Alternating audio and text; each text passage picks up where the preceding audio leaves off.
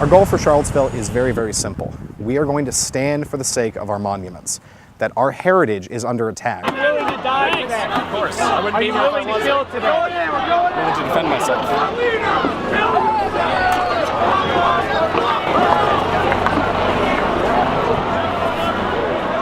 Goals for the Traditionalist Worker Party are to be able to create a real third party, a political alternative for white working and middle class families, to be able to give us representation on the state and local level. We want to be able to build an independence movement where one day that our people can be able to be sovereign over our own land and our own future.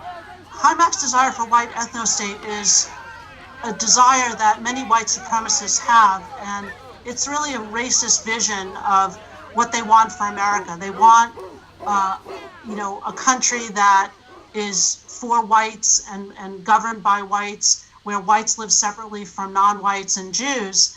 And this is just very anti-American. In America, we, are all different kinds of people, cultures, religions, who all live together.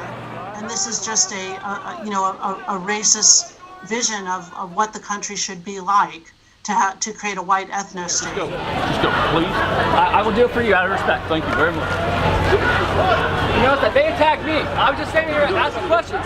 How am I racist? I want to know how.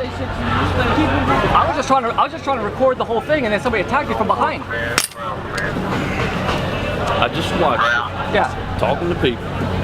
Well, he I'm not going to babysit you all day. I ain't got time for it. No, you know. Hopefully the rally doesn't become violent. We are there with a permit to utilize our First Amendment rights to politically organize.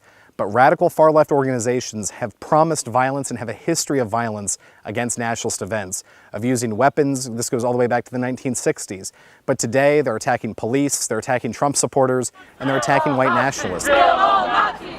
He sees himself as a protector of the white race and white supremacists in general. So I think that there's something that we've seen, which is just that racist white supremacists feel really emboldened and energized in the current political climate, and they think they can somehow take advantage of that. This represents a turning point for the people of this country.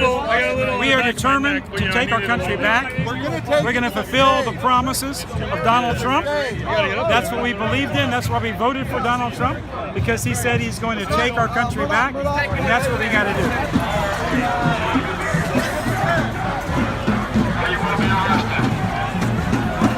Clear the park, clear the streets, or you will be arrested.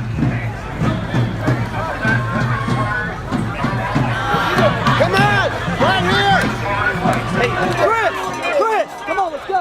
Yeah, go! Chris! I know, and my wife knows, whenever I go to an event like the ancient Spartan wives used to tell their husbands, come back with your shield or on it. And my family knows that this will likely cost me my life or my freedom in this system that we are fighting, the most evil system that's ever existed in human history. But I can't afford to look in my grandchildren's eyes and not have fought and been willing to give everything for their sake. Well, I guess we're going this way. Everywhere! Here's America!